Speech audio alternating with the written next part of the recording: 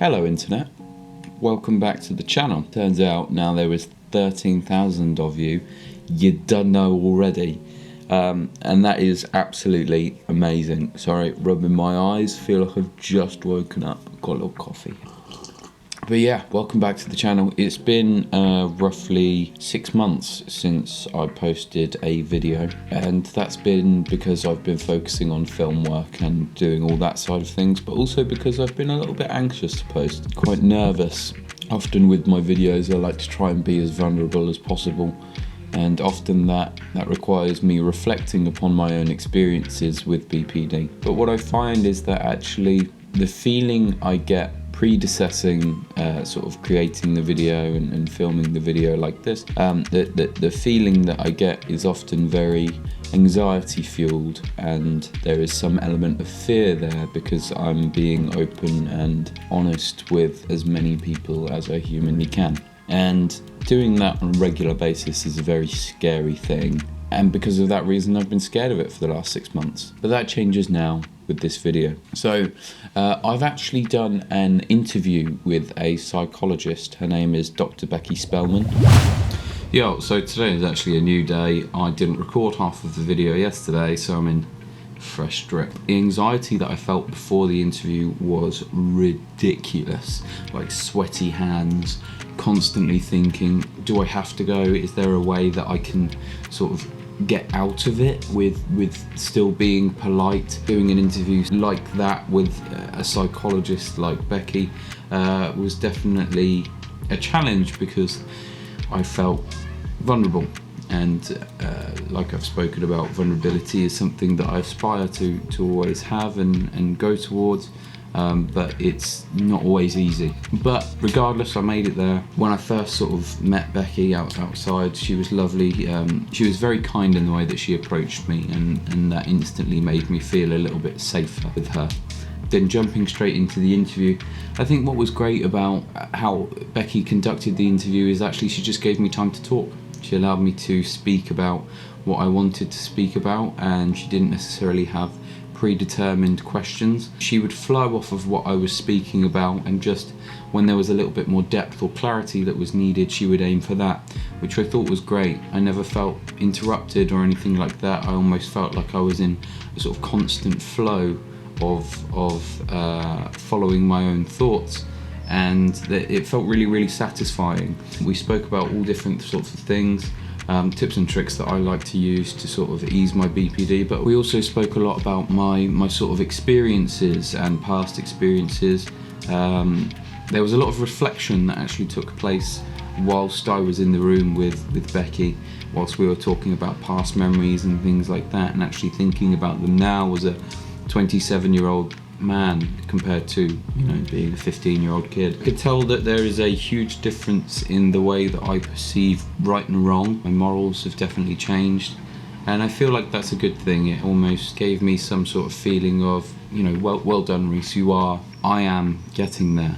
And what was great about Becky, obviously, Becky being a psychologist, it felt like a very judgment-free zone where I was able to reflect upon these things that I had done in my past, and I didn't feel shame because of it, because she was so open and willing to understand and listen to me for the sort of greater picture, which is helping other people, and hopefully that's what we do. I feel like I learned a lot from Becky, and the main thing was definitely that I still have imposter syndrome.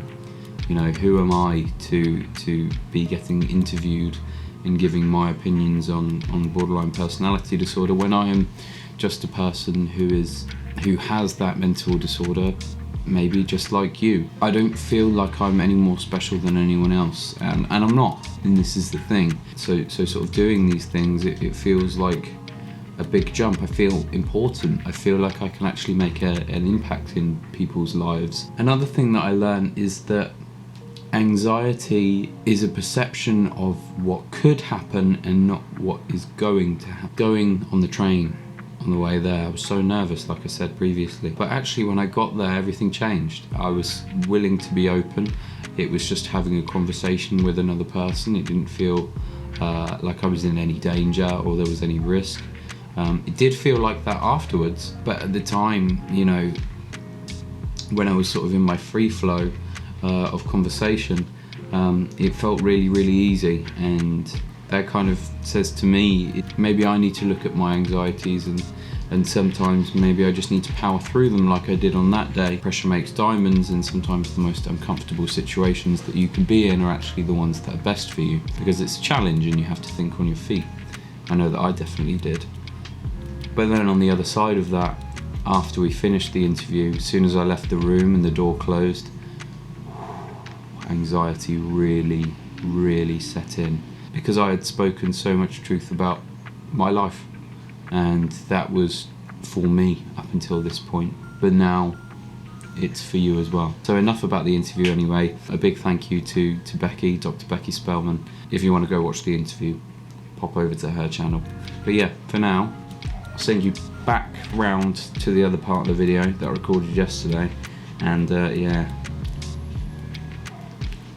see you in a bit.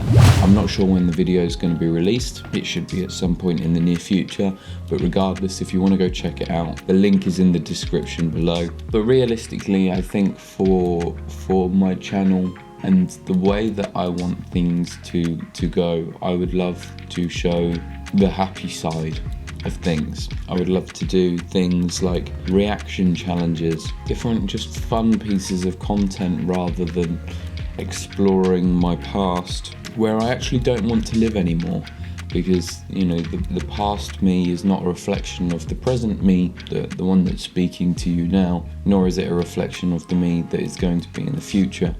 And if anything, I want to do my best to live in the present, because actually in the present I'm becoming someone that I'm proud of, whereas in my past I think about myself quite negatively, and actually that brings along a lot of shame with it. So my next video might be a little bit experimental. You might just get to know me a little bit more, rather than me talking about borderline personality disorder as a general. And if this floats your boat, then amazing, and if it doesn't, then that's okay too. But I want to do what's also best for me in this situation, as well as you guys, and hopefully, you know, you'll still find some form of entertainment and comfort through these videos, just knowing that me, Reece, someone with BPD, can have just as much of a life as anybody else in the world. There is always happiness that can be found, and I really want to push that message across. But for now,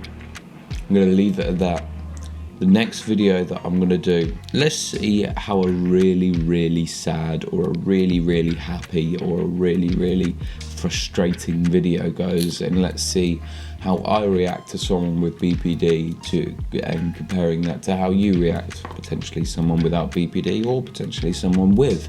And yeah, that's it for now. I hope you're all very safe and well, and are on your way to healing. All the love in the world, and I shall see you in the next.